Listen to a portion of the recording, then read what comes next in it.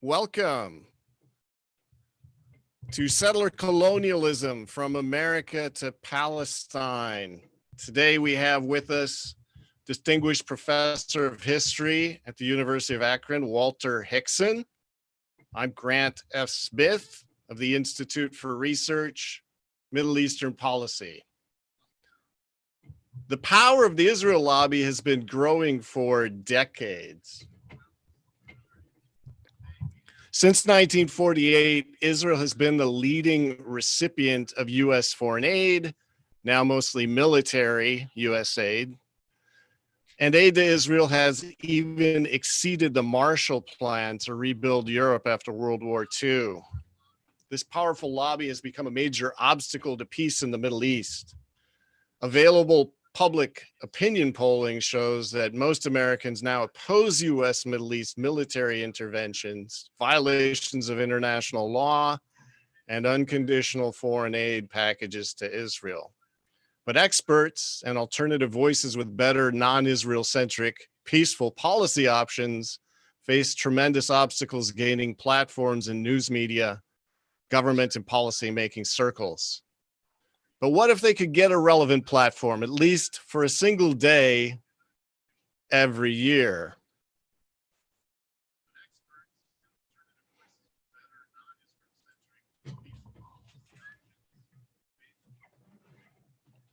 Since 2015, Israel LobbyCon, held at the National Press Club, has featured some of the best, most dedicated, and innovative voices from the US and around the world.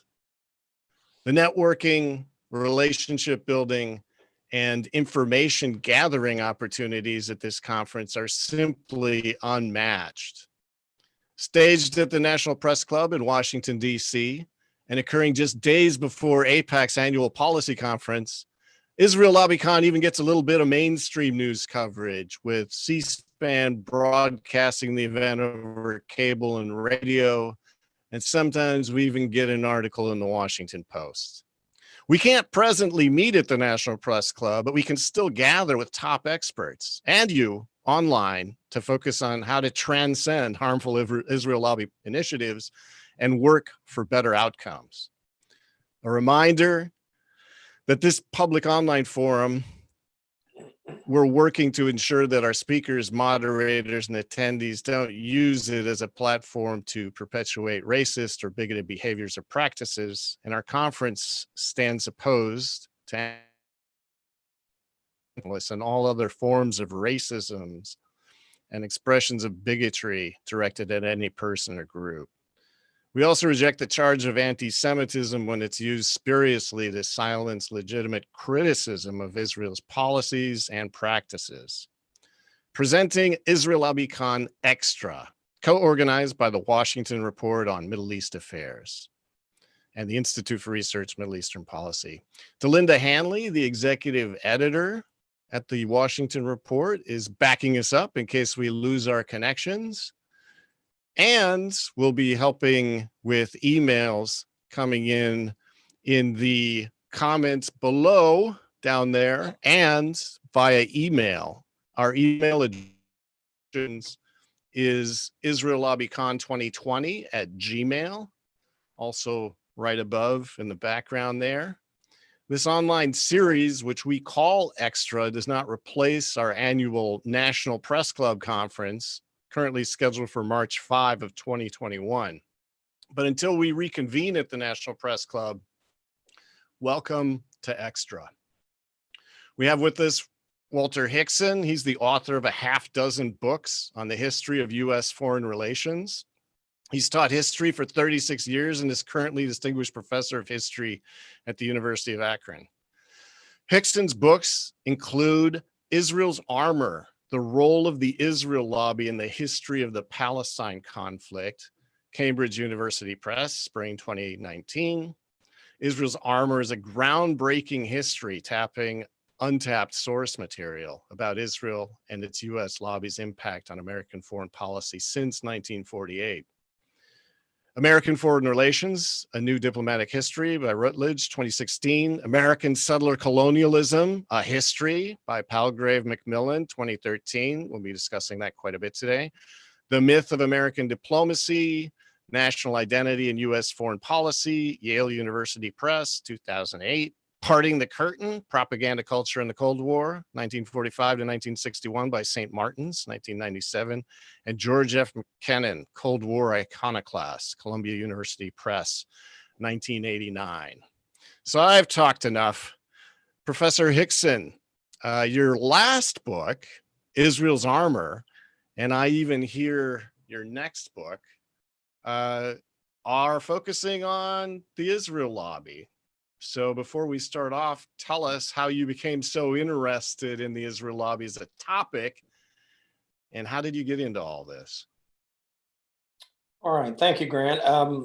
Yeah, it's been an interesting trajectory, as some of those books you cited indicated. I started off not working on the Middle East. I was a Cold War historian for my early career, and more centered on Europe and on the Soviet Union, and spent actually 10 months living in the Soviet Union, right on the brink of its collapse. So I was really focused not on the Middle East at all. And it was really the 9/11, the Iraq War, and the aftermath of that got me interested in it. So throughout this century, I've been focused on, not exclusively, but quite a bit on the Middle East, and really stuck with it and got interested in the lobby because it's so clearly important to me. And yet here I was, a functioning diplomatic historian for a long time, and I didn't, appreciate its role and its importance. So it was clear to me that, a very large number of people didn't understand it and appreciated it. So, if you're a scholar or an intellectual or a journalist, you're in the business of trying to, do work and do research to inform people. And this seemed like a very right area to gain information and inform people. And it's been really eye-opening to me, how I think I have shared a lot of the stereotypes about the so-called Israel-Palestine conflict, and viewed it as one of these, deeply rooted religious conflicts that neither side wanted to settle, et cetera, sort of all the stereotypes. And it's really not tremendously complicated and very one-sided. And that led to settler colonialism, which we can talk about in greater length. Right. So we're getting a little bit into this idea of cross-disciplinary questions and scholarship. And now, in the very last article, edition of the Washington Report on Middle East Affairs, the October edition, you started putting some more connections together for readers with an article titled "How Settler Colonialism Can Give Us or Can Help Us Understand Israel and the U.S." Without getting too far ahead of ourselves, how can that help us understand both countries? Well, the term settler colonialism, which we're going to focus on today, I think has really rich explanatory power, and as you indicated, cross-disciplinary. So you can explain a lot of history at a lot of different times, which we'll talk about a little bit with the next slide. But the reason I wanted to write the piece in the Washington Report, and following up on the book I did on American settler colonialism, is that it certainly does apply to Israel, and it helps explain the special relationship between the United States and Israel. But I also felt like this term has started to get bandied about quite a bit. Right. And I'm not sure that all the people who use the term, it's become sort of ritually invoked, understand its fundamental, explanatory power. So that's what I was interested in trying to outline in that magazine article. All right. Well, it's an excellent article, and down below in the description, people can certainly get a link to the Washington Report on Middle East Affairs. I think Delinda would even send out sample issues if you contact them. And it's an incredible article alongside many other incredible articles. But now we're going to start talking a little bit more in depth, and you do this in your book about American settler colonialism, just getting into kind of the mechanics of what settler colonialism is and where it's happened, although happen is far too passive a word, where it's been implemented across the world. Yeah, you can see from the map that you've put up that it's a global phenomenon. So maybe that's the first thing to understand, that this is not unique to the United States. It's not unique to Israel. So it's been a phenomenon that is not even unique to modern history. So there's scholars who work on ancient history. Biblical narratives are replete with stories of settler colonialism, or what you could frame as settler colonialism. You can see, Russian imperial as well as Soviet history, Latin America. So the ones that most resonate with Americans, or actually most parallel the United States experience, would be Australia. Both were continent-wide settler colonial projects, which essentially, as we can begin to flesh it out, involves the removal of indigenous people and their displacement by a self-proclaimed superior, civilized, modern, chosen people. Right. Okay. So in terms of kind of key concepts, and I think this is where your book and articles and lectures really bring out some depth. Just go through some of these key concepts that are absolutely fundamental to settler colonialism, if you can, maybe with an example, and what you're really talking about with each of these. Right. Yeah, these really are kind of the key terms in many respects, and they interrelate. So we can work through these. So zero-sum game, it's fundamentally settler colonialism is about removal of the indigenous population. So it explicitly entails not sharing the land, refusing to sharing the land, displacing the indigenous population. Nobody put it really better than David Ben-Gurion in a letter to his son in 1937. And he said, in essence, we must drive Arabs out and replace them. And so that is the core essence of settler colonialism, is displacing the indigenous population. And so it's a zero-sum game, a winner or a loser. They're out, you're in. And that's why establishing facts on the ground is so crucial to the history of settler colonialism. Facts on the ground is exactly what's happening since 1967 in the occupied Palestinian territories. That's removing the indigenous population and establishing a new set of facts in which the settler invader takes their place. So this is, accompanied by an important discourse, by language, by justification, by depictions of the land as empty, or a wilderness, or a virgin land. These were very common terms in early American history, that it was a virgin land, an empty land. Same with Australia. Same with the Zionist movement. It was a land without a people. Well, it's in all cases, this was nonsense. There were indigenous people on the land in all of these situations. But these frameworks are really important tropes justifying this process that's going on of removal of the indigenous people. So this carries forward into American history in the 19th century with the Indian removal and a whole series of continental-wide cleansing operations. Okay, I'm sorry, I moved this slide forward and I didn't mean to do that, but I wanted to ask you, you've written that the idea of you can have massacres without genocide, but you can't have genocide without massacres. What does that mean?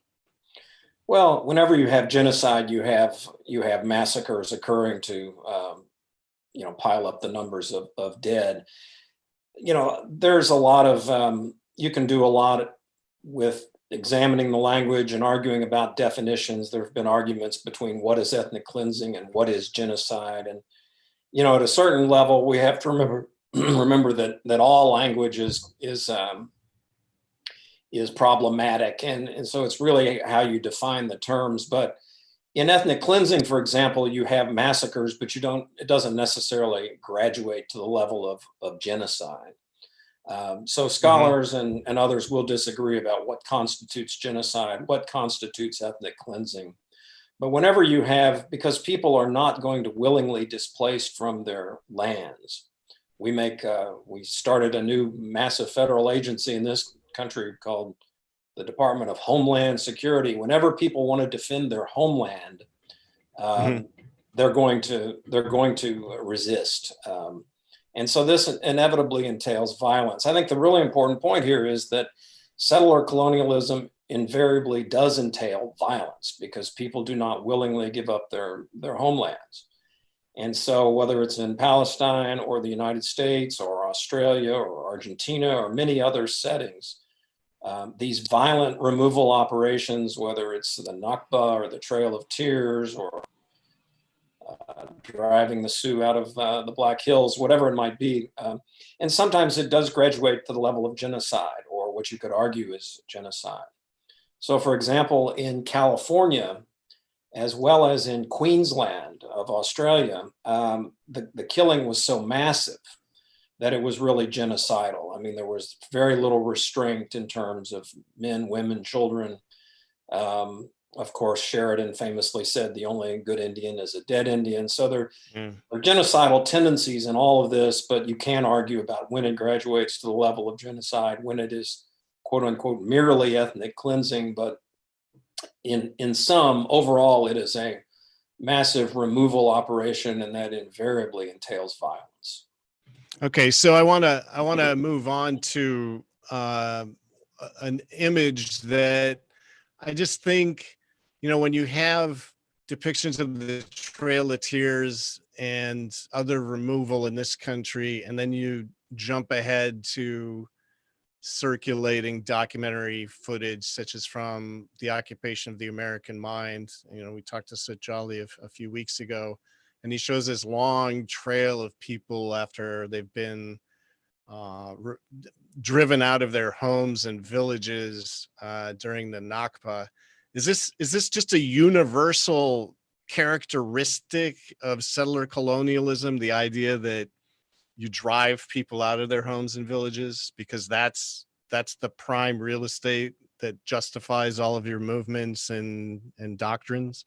That's the essence of it. Yes, it's establishing those facts on the ground, whether it's through a creeping settlement. In these cases, the two that you've really nicely juxtaposed here, and it is striking, actually, when you look at that photograph from the Nakba and look at this representation of the Trail of Tears. So sometimes there are basic, ethnic cleansing events, and these are two cases. So in the United States in 1830, the U.S. Congress, led by the Jackson administration, legislated a massive ethnic cleansing operation known as the Indian Removal Act. And it involved removing these 5 so-called civilized tribes. And incidentally, they refer to themselves that way. The Seminole, the Choctaw, the Chickasaw, the Cherokee, and the Creek, because they had acculturated to a great extent. The Cherokee even owned slaves, and these are not sort of, Indians wearing rags and whooping and running around, slinging tomahawks. These are stereotypes. No, the stereotypes belie that they had acculturated, and they spoke English, had large farms, etc. But these are two cases of the Nakba and the Indian Removal Act of a formal, ethnic cleansing operation to facilitate the larger settler colonial movement. But sometimes, as with Israeli settlements, it's more of a creeping annexation. And of course, the United States did that well with a whole series of treaties. We're going to look at some of those, I think. And so it can be either creeping or gradual or evolutionary, but it can also have these, these stunning events of massive removals of people to facilitate the larger project. And you've done a really nice job with these two. So you jogged my memory, because in reading your book about American settler colonialism, it didn't seem the acculturation and even those who the indigenes who laid their lives on the line fighting the British in the Revolutionary War, or on the right side of the War of 1812. It didn't really matter at the end of the day, because when it came to the land, they were always rounded down once again to the role and fate of the person or people who had to be displaced. It didn't seem to matter what they did to build the country. They just were not part of the picture. Why is that such a repeat theme in some of these passages? The bottom line here is, no matter what, they were still Indians. No matter what, they're still Palestinians. And so race is inseparable from this history. And the way settler colonialism works is that, if you're chosen, whether by God or by manifest destiny, as Americans called it, which also had a strong religious element to it. And the United States is maybe the most religious country in the world. It's always a strong motivating factor. So when you're chosen to inherit the land, or believe that you're chosen, obviously, then resistance to that becomes savage. It becomes terror.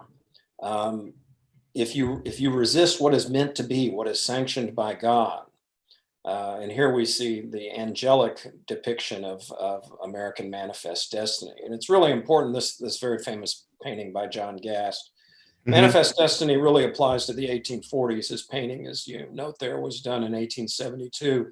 But look how benign the process looks here. We have this angelic figure. We have the Conestoga wagons. We have all the symbols of the excitement of the frontier settlement, the Pony Express, the wagon train, the farmer with the plow, the oxen. So settlement here is depicted, is romanticized. It is benign. And settler itself is a very benign term.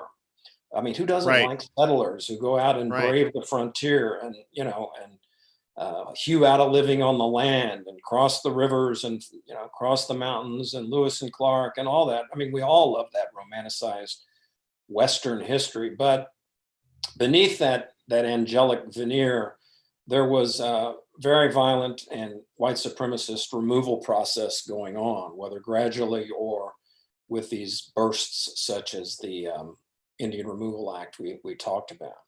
But the point I wanted to emphasize that is if you resist this process, then you become uncivilized, you become savage, you become a terrorist. You're reduced in the narratives. You're trying to impede, rightful chosen inheritance of the land. And so that's where the violence and the intensity of it comes into play, and the racism. Right. And you see in this American Progress, you can almost not see in the dark lower corner the indigenous peoples, bent over and sort of receding. And that one of the things you mentioned in your book is this constant refrain that the settlers were telling themselves, that these people really the past, and they were on their way out, just in terms of it was, a dying race and all of this. And none of that was really true by the time these paintings were made. So what did that whole, end of the trail and all of that, what purpose did that serve? Well, I'm glad you mentioned that. Even the title here, American Progress. So if you're representing civilization and progress and advancing modernity, those who stand in the way of that are irrational and savage and rightfully removed. And you also mentioned, history is really complicated stuff. And so the many Indians did fight with the Americans in the Revolutionary War. They fought with them in the War of 1812. Indians fought with each other over the Civil War, over whether to Right. support the North or the South in Oklahoma. So history is always complicated, but as you mentioned earlier, when push came to shove, and push did come to shove, even those Indians who'd allied with the United States. So the Creeks were divided in a civil war after the War of 1812, and Jackson worked closely with the more acculturated Creeks against the so-called Red Stick Creeks. But after that conflict, all the Creek land was taken. So it didn't matter if you tried to work or accommodate. It didn't matter if you served as a scout for the U.S. Army after the Civil War. Ultimately, those Indians too were relegated to reservations. I'm sorry, I think I went back to the last question and skipped your most recent one. Yeah, no, that's fine. But the bottom line is these narratives of manifest destiny, land without a people, for a people without a land. All of this is to basically say we're justified in doing what we're doing. Is that the bottom line on this? Yeah, absolutely. And it all gets into how history is represented. And, we may get to at the end, and there's been a discussion unleashed now about how we should represent American history. So history becomes really important in this, and how you frame and depict the past, and why settler colonialism is so useful, but it also disturbs a lot of people. Even my Israel's Armor book, just Right. quickly a quick vignette on that. One of the external reviewers, and I don't know who it was a blind review, and that books go through in the publication process, but urged the editor to tell me to remove this term settler colonialism, because this reader felt it was unnecessary, but also somehow subversive. So the term colonialism is a powerful term, and it has powerful explanatory power, but it's also a sensitive term, a neuralgic term, and neither Israel nor a lot of Americans or Australians like having their country's history referred to as one of settler colonialism. But the term. No, and we're going to get to that at the end. I think we're entering that dark age too, where it's just impermissible to have accurate histories bandied about places like universities. But I wanted to jump ahead to this concept of depictions of the other. And, it's not completely accurate to say Thomas Nast of Harper's Weekly was trying to communicate. He was often satirical and critical of policies, but there's a whole host of settler cartoons that were for settlers that just really depicted the natives as just subhuman. And I just had to note that APAC has dabbled in that sort of same terrain. This is a cartoon called Reading the Arab Mind from one of their editions of the Near East Report. And I know you've gone through all the Near East reports as well, but this one is just befuddled scientists trying to understand this people who is into double talk and don't trust your brother and world of fantasy. And you've got these two Western figures, trying to understand this almost subhuman psyche of this person. I'm just wondering what, and we have some definite history as well. George Washington and Jefferson's comments. What is this whole demonization about? Yeah, it's interesting, and the way it waxes and wanes as well. And so, there's, and this actually parallels race relations with African Americans as well. And, the depiction, for example, of, say, Booker T. Washington as a light complected, well-dressed Negro.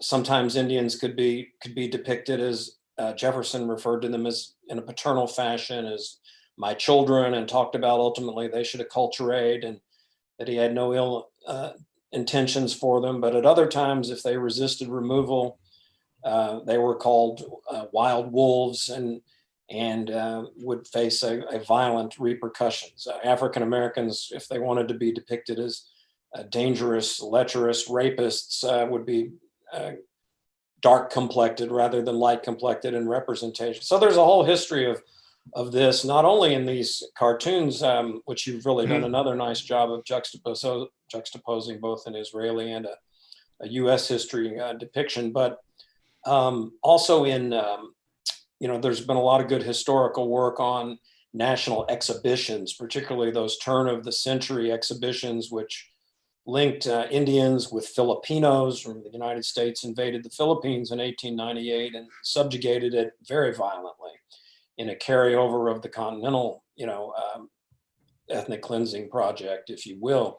So, or at least certainly related, not the same kind of violence. But yeah, so these cultural depictions are always very important. The one with Sherman here in the War Club is interesting because this is at a point in the history where Indians were being told, look, we want peace with you. We want to, if you'll just get off your land and stop riding freely and hunting buffalo and get onto the reservations. Otherwise, we will kill you.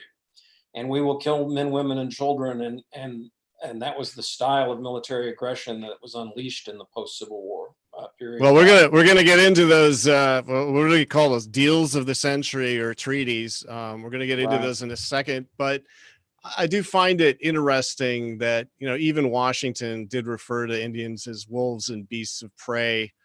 Rafi Eitan, ex-general chief of staff of Israel, was involved in allowing Sabra and Shatila to happen, once likened them to drugged cockroaches in a bottle. So there is this sort of idea that, these people they're not really worth anything. They don't have any right to what they have. And so they really do have to make way. And I do note that in your book, you cite that Jefferson absolutely would argue that the natives had the rights to life, liberty, and the pursuit of happiness, but not property. And so it was interesting that he kind of stopped short there. But if you could tell us a little bit about the role of land speculation. You noted Washington and Jefferson were both land speculators, and land grabbing. And then we'll move into the treaties in the next slide. Okay. Well, it's really all about land, as you just suggested with your comment about Jefferson. Sure, my children, the Indians, can have life, liberty, but they can't have the land. And so, this actually predated the American Revolution by centuries, and there's a whole history of that I go into in the book. But a lot of people, we're taught in school to think about the Redcoats and the Boston Massacre and taxation without representation. But what really kicked off the American Revolution in 1763, to background your question, is the Proclamation line. When the British tried to draw a line at the top of the Appalachian Mountains and preclude American settlers from crossing that, because the British didn't want any more Indian conflict. They just fought a huge war with the French. That ignited the revolution. So settlement is essential to what America is. And this belief that you have the right to inherit the land, displace the people living on it, and that Western settlement could not be impeded either by the colonial mother country, much less by these savage pre-civilizational Indians.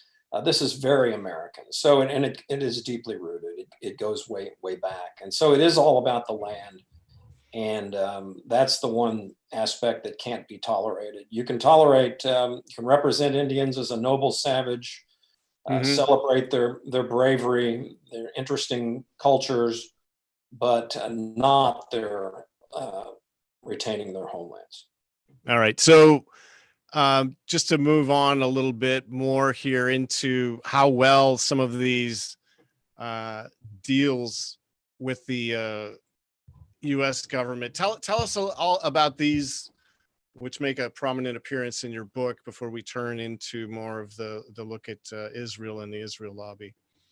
Well, you mentioned the National Museum there in the bottom, and so as you well know, having visited there's an excellent display on the whole series. These are just a few of the many treaties. This Fort McIntosh happens to run right through our backyard here in Ohio, and it's there. One of the differences between the United States and Australia was that Australia formally declared it an empty land, whereas the United States acknowledged that Indians were here and preferred to displace them legally, which is, in part why we have casino gambling today. But there were an awful lot of treaties negotiated, and these are some of the more significant ones. The first Indian removal treaty was at Dancing Rabbit Creek to remove the Choctaw. So again, it's all about the land. The fact is that the settlers of Georgia and Alabama and Mississippi, they wanted the land, and they wanted even the fine homes many of these Indians lived in. Again, these are not whooping savages. If you can tour the Southeast, there's any of our listeners can look it up online. There's a kind of Indian removal tour you can take, and my wife and I have done this, and you can visit some of these incredible plantations that these supposed savages owned. The Treaty of Fort Laramie is really interesting because in an effort to make peace with the powerful Sioux tribe, the Americans agreed they could retain the Black Hills and hunting rights in the area. And once gold was discovered, once settlers went out, once the vision of the Transcontinental Railroad, very important, was in the works, then the Americans simply reneged on this treaty and sent Custer out to reconnoiter. We know what happened there. After here at the point where Indians are basically, typically, sort of the Wounded Knee Massacre is typically famously seen as the culmination of this whole long centuries of violent removal. By that time, the Dawes Act had started to really wreck Indian culture by trying to make them into individual American farmers, which would involve putting aside their traditional non-individual oriented, community oriented agriculture, and it challenged typical gender roles where women did most of the farming. Now, Indian men were supposed to become farmers, but more importantly, and apropos of your previous slide, it involved taking more Indian land and making that available to settlers. For the same reason, the Sooners drove into Oklahoma a couple of decades later and drove the Indians out of the area where they'd been removed in the 1830s and pledged to be given that land forever. So it's a whole series, as is very well known, of fraudulent treaties. The other aspect you've got noted here, I've visited the Carlisle former Army base in Pennsylvania, very interesting place. You can still see the graves of Indian children there.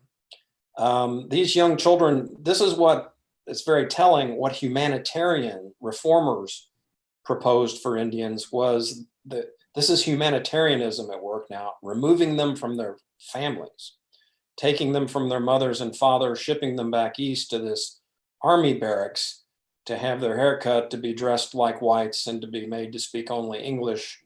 And because of the impact of disease, which we haven't mentioned, but as I think people probably well know, here in this time of pandemic we live in now, the worst pandemic maybe in all of human history afflicted North American Indians. 80 to 90% of them died as a result of the Columbian exchange beginning in the late 15th century.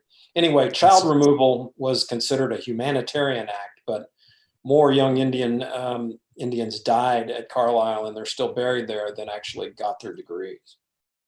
So you mentioned the museum display, and it is a phenomenal display. It's I believe it's called Nation to Nation, and it's just treaty after treaty, promising this, promising that. Is it fair to say that most of these treaties were broken or undermined by the U.S. and or settlers? Oh, yes. Yes, it's very fair to say that, and to say both settlers and the United States itself. From a U.S. perspective, getting settlers to adhere to these treaties was impossible, but the United States also broke many of them. Apropos of what presumably a lot of our listeners are most interested in Israel and the lobby, et cetera. But this whole issue of land that we've been discussing in an American history context, it's the same. And if people wonder, why can't we just get that Middle East peace treaty? And the reason is because of settler colonialism. It's all about occupying the land and removing indigenous people from the land. And so there's no settling for anything less than that.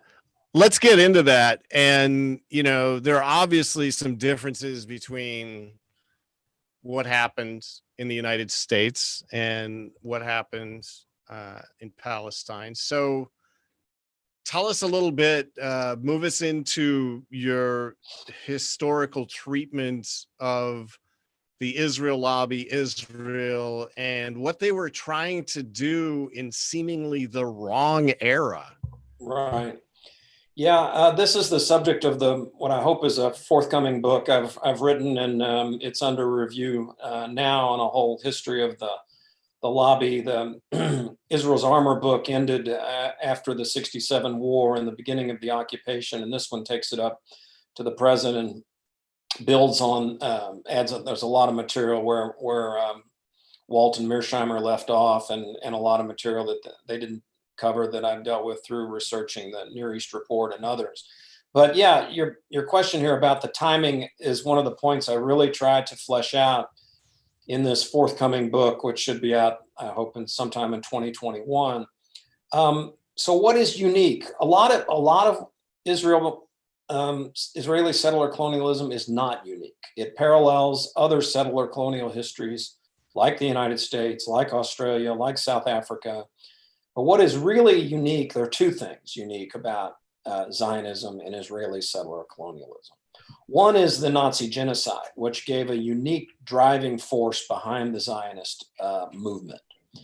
So that's unique and made it particularly intense. And I think, this vow that this time, we're not going to be the victims, we'll be the aggressors is very important.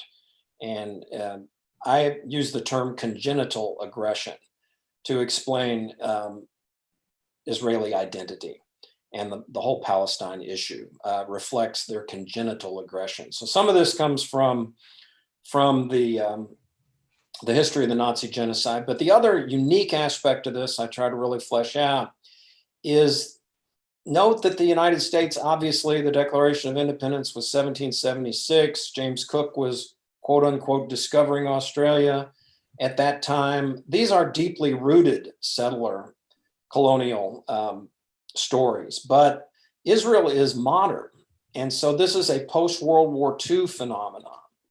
And I think what's most significant about that is that you see the UN Universal Declaration of Human Rights icon there. It coincided with an era of unprecedented acknowledgement of this displacement of indigenous people, of the need for universal declaration of human rights, of the drive to build international justice machinery, which of course, along with the UN, Israel and the United States regularly flaunt and have been contemptuous of, and to their everlasting discredit, have undermined efforts to promote international justice and human rights in the UN. So this, to get to the lobby, Grant, is what I'm arguing in this next book makes the lobby so essential, is that its work was really cut out for it. Right. And the need for the lobby was very great because of these powerful discourses and this whole era of decolonization that unfolded after World War II. Throughout the tricontinental world, Latin America, Asia, and Africa was just full of countries decolonizing and denouncing colonialism. Well, how do you put into place a settler colonial society at this time? You do it by distorting the history, by demonizing the Palestinian enemy, some of these issues we've talked about. Homeland defense becomes irrational, becomes terrorism. And so the lobby has had really important work to do. And unfortunately, it's done it extremely well. And there's been a lot of denial of that in both, and especially in this country. Right. So you have this at the end of the 1800s, this first, World Zionist Congress and Herzl's book, The Jewish State, but then they kind of flail around for decades and decades. And, the American Jewish Committee and some of the other organizations you think of as intensely Zionist, they kind of didn't have much impetus. Their membership numbers weren't growing. They were influential, clearly, but it really took the tragedy in Europe to give them sort of the drive and justification. It's a really interesting part of all this, obviously, but as you say, it gets very interesting after 67 when there are even tiny efforts at accountability in terms of settler colonialism in seized territories. Tell us a little bit about George H.W. Bush and Yitzhak Shamir. Okay, I think I'll go back just a little bit in that history and talk about, for example, Lebanon. And so right. The invasion in Lebanon and the violence of it shocked a lot of Israelis and ignited an Israeli peace movement, and is really the beginning of a lot of American Jews beginning to call into question Israel and Israeli foreign policy and Israeli behavior and Israel's role in this perpetual conflict, because it was shocking and violent and brutal. You already mentioned Sabra and Shatila. A lot of things went on in Lebanon. But the Reagan election enabled Israel. The Republican Party really began to move toward trying to cultivate, carve into traditional democratic domination of the Jewish vote in America. And the lobby really grew in the 1980s. It grew powerfully and really became the sort of fearsome organization that targeted critics and drove some out of offices in the 70s and 80s. So by the time we get to Bush here, of course, had been Reagan's vice president and had a lot of international experience, much more so than Reagan and much more than his son, for example, had been CIA director and had served in the UN and ambassador to China, et cetera. Bush really wanted a settlement of the Middle East conflict in the wake of the Persian Gulf War. And what he well understood was that Israel and the lobby were adamantly opposed, because this, again, to get to our larger framework of settler colonialism, they don't want to compromise on settlements. Right. Not even in the cards. What's that? Not even in the cards ever. No, it's not something to discuss. So they Bush really tried to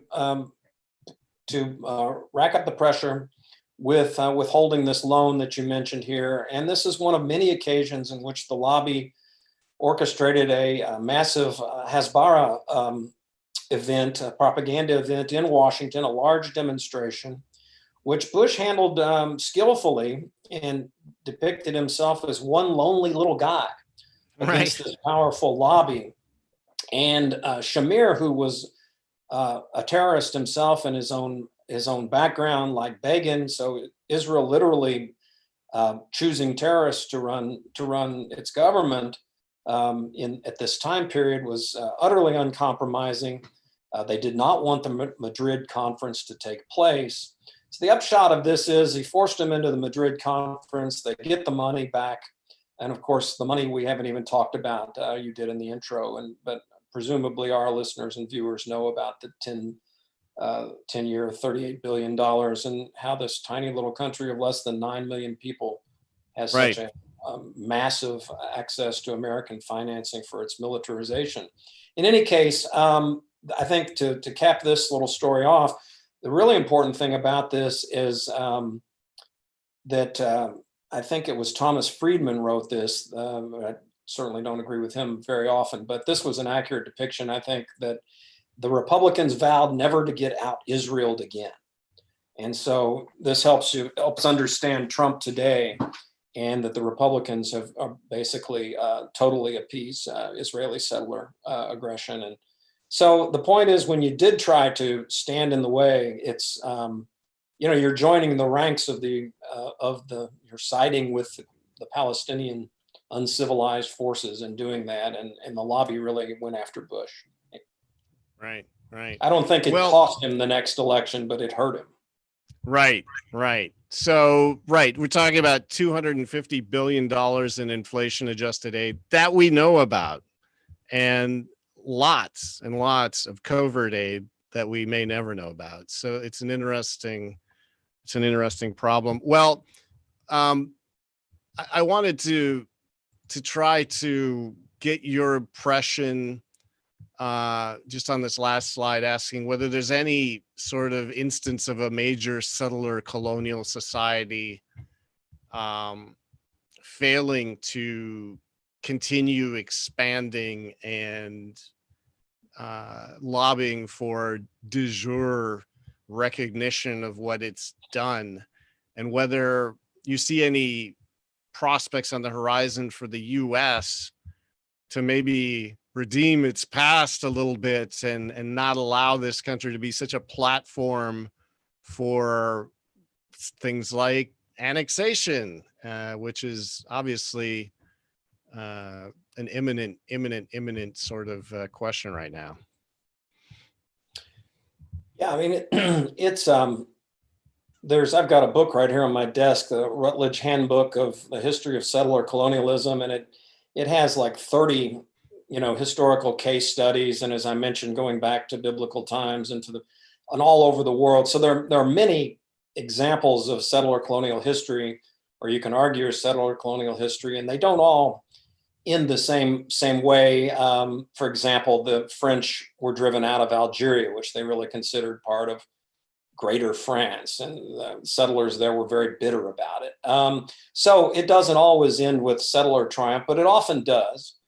And this, I think, really kind of takes us to where liberal American Jews and progressive American Jews and even moderate Jews, everybody but the really far right anymore, are beginning to see what this issue really is all about. And I think it takes us toward the one-state solution, because, particularly if this annexation ever goes through, then, it's a really massive step.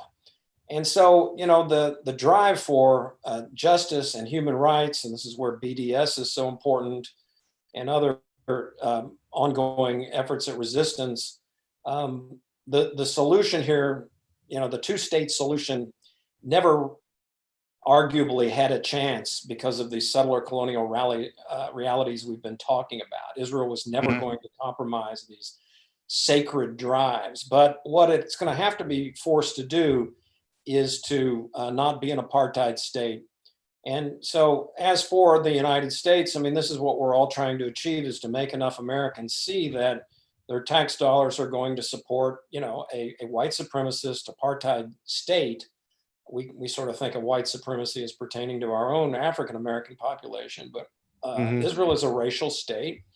And even the Palestinians who live in Israel are profoundly marginalized. They have it's separate and unequal, much like American history. And then in the occupied territories, it's just ruthless repression. And even the kind of repression, we've talked about today, worse than child removal, is child incarceration. In this country, we can't even get broad support for a bill introduced by Betty McCollum to, not torture children in Israeli prisons. So we've got a long way to go, but I think if settler colonialism is the reality, and if the occupation continues, and particularly if it caps off with this massive annexation, the only solution is that one-state solution, and that is a country that is a real democracy and has justice for all its citizens. And American pressure could make that happen if enough Americans do. Well, so a lot of this history we've been going through here is not welcome. There's even sort of a reactionary backlash from the very top of this country down. I just want to show a quick clip and get your comments on whether you think that professors like yourself are even going to be able to continue offering these perspectives through books and lectures and whatnot. Crusade against American history is toxic. I want to make sure I get the audio on this. Hang on a second. Yeah, we got the audio. Sorry. Here we go. Second try. American history is toxic propaganda, ideological poison,